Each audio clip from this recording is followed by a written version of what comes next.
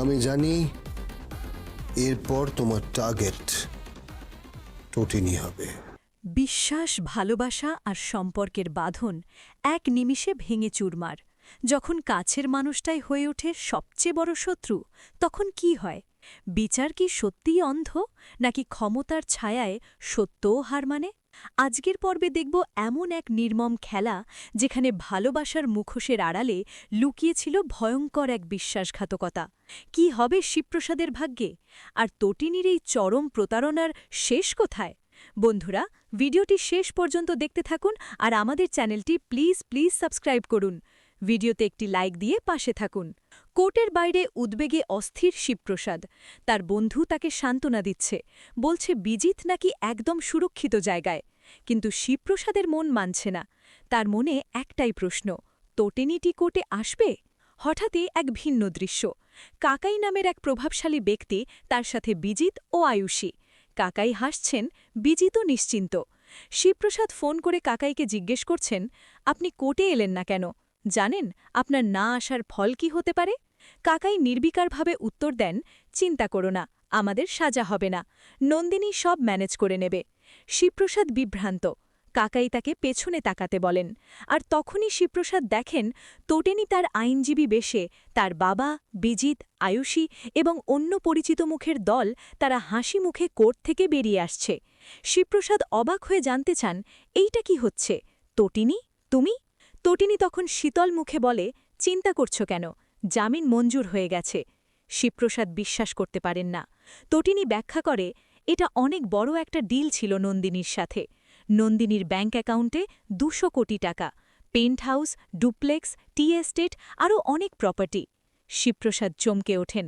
তটিনী আরও বলে, বিজনেস আর অনেক কিছু আছে, তোমরা এসব বুঝবে না শিবপ্রসাদ। যতই হোক, তোমরা তো দাড়িপাল্লায় মাছ সবজি মাপার লোক। শিবপ্রসাদ ক্ষোভে ফেটে পড়েন। নন্দিনী মুখার্জি, আপনি আপনার পেশার সঙ্গে বেইমানি করেছেন, আপনি আমাদের সবাইকে ঠকিয়েছেন। তটিনী হেসে বলে, হ্যাঁ মাই ডিয়ার ভগ্নিপতি, তোমরা বোকাই, এটা অনেক দিনের প্ল্যান। আয়ুষীও তখন স্বীকার করে, হ্যাঁ, সবটাই একটা ড্রামা ছিল। আমরা যখন বুঝলাম বিজিত আর পালাতে পারবে না, তখন আমি পুরো নাটকটা সাজিয়েছিলাম, হোটেলের লোককে সাক্ষী বানিয়ে। তারপর আমি সেখান থেকে তোমাকে ফোন করি। শিবপ্রসাদ স্তম্ভিত। তার সামনে তার প্রিয়জনদের আসল চেহারা। তটিনী তার বাবা, বিজিত ও আয়ুষীর সাথে চলে যায়। তটিনীর বোন কাঁদতে কাঁদতে তার দিকে তাকিয়ে থাকে। শিবপ্রসাদ তার দিকে এগিয়ে যায়। বোন বলে, আজ থেকে ভুলে যাব আমরা একই মায়ের পেটের বোন। আমি ভাবতে পারিনি দিদি। তটিনী তার বোনের দিকে ফিরে শীতল মুখে বলে, আমি দুঃখিত, সবটাই কাকাইয়ের সাথে প্ল্যান করে হয়েছে। আয়ুষীও রিকোয়েস্ট করেছিল। তটিনী শেষবারের মতো বলে, আমি আবার পাওয়ার গেম ভালোবাসি। শিবপ্রসাদের মুখ কঠিন হয়ে ওঠে। সে বলে, আমি এবার ধরব, পুরো দলটাকে ধরব, জেলে পুরে দেব। তটিনী চ্যালেঞ্জ করে, পারলে প্রমাণ খুঁজে বের করো। বিজিত হাসে, প্রমাণ নেই, সমস্ত প্রমাণ ডানা মেলে উধাও। ক্রোধে উন্মত্ত শিবপ্রসাদ বিজিতের দিকে বন্দুক তাক করে। তার বন্ধু তাকে আটকাতে চায়, কিন্তু শিবপ্রসাদ বলে, ও আমার স্ত্রী, ও আমার স্ত্রীকে ঠকিয়েছে। তুমি তো আমাদের ঠকিয়েছ, জামাই হয়ে আমাদের বাড়িতে ঢুকে ভিজে বেড়াল সেজে বাইরে থেকে নজর রাখতে। তুমি তো একটা আন্ডারকভার কপ ছিলে। তটিনীর দিকে তাকিয়ে সে বলে, আর এই তটিনী, ও তো একটা সাপ বেরোল। শিবপ্রসাদ তার স্ত্রীকে জড়িয়ে ধরে, তার চোখে জল। তার স্ত্রীর মুখেও কষ্ট। তার মেয়েও তার বাবার দিকে তাকিয়ে আছে। সে বলে, বিষ্ণুর ষষ্ঠ অবতার পরশুরামের হাতে ছিল কুঠার, আর এই কমনম্যান শিবপ্রসাদের হাতে রিভলভার। তার চোখে প্রতিশোধের আগুন। আগামী পর্বের ঝলক। আগামী পর্বে দেখা যাবে কাকাই আবারও নতুন কোনো ষড়যন্ত্রের জাল বুনছেন।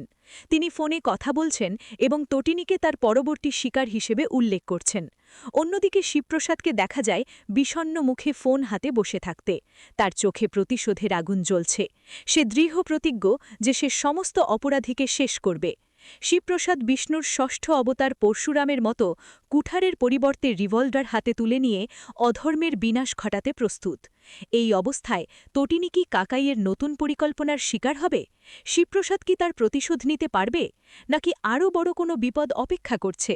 শিবপ্রসাদ সত্যিই কি বিষ্ণুর ষষ্ঠ অবতার পরশুরামের মতো প্রতিশোধ নিতে পারবে? ন্যায় কি শেষ পর্যন্ত জয়ী হবে? আয়ুষীর এমন নাটকীয় স্বীকারোক্তির উদ্দেশ্য কী ছিল? সে কি সত্যিই অনুতপ্ত, নাকি তটিনীর পরিকল্পনারই অংশ? ভালোবাসা, বিশ্বাস এবং পেশার এই চরম অবমাননাকে আপনারা কিভাবে দেখেন? এমন ঘটনা আমাদের সমাজে সত্যিই কি ঘটে থাকে? আজকের পর্ব আমাদের চোখে আঙুল দিয়ে দেখিয়ে দিল যে মানুষের লোভ আর ক্ষমতা কিভাবে সম্পর্কের পবিত্রতাকে মুহূর্তেই ধূলিস্যাৎ করে দিতে পারে। চরম বিশ্বাসঘাতকতার এই কাহিনী আপনাকে ভাবিয়ে তুলবে, উত্তেজিত করবে, হয়তো কষ্টও দেবে। কিন্তু সত্যের জয় কি হবে? শিবপ্রসাদ কি তার ভালোবাসার প্রতিশোধ নিতে পারবে? এই উত্তেজনাময় যাত্রার অংশ হতে এই গল্পের প্রতিটি মোড় জানতে আমাদের চ্যানেলের সাথেই থাকুন।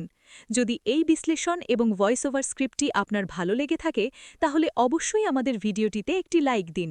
আপনার মতামত কমেন্ট করে জানান, কারণ আপনার প্রতিটি কমেন্ট আমাদের কাছে মূল্যবান। আর এমন আরও রোমাঞ্চকর গল্পের বিশ্লেষণ পেতে আমাদের চ্যানেলটি সাবস্ক্রাইব করতে ভুলবেন না। আপনার বন্ধুদের সাথে শেয়ার করে দিন, যাতে তারাও এই নাটকীয় গল্পের সাক্ষী হতে পারে। আবার দেখা হবে পরবর্তী পর্বে এক নতুন মোড় নিয়ে। ধন্যবাদ।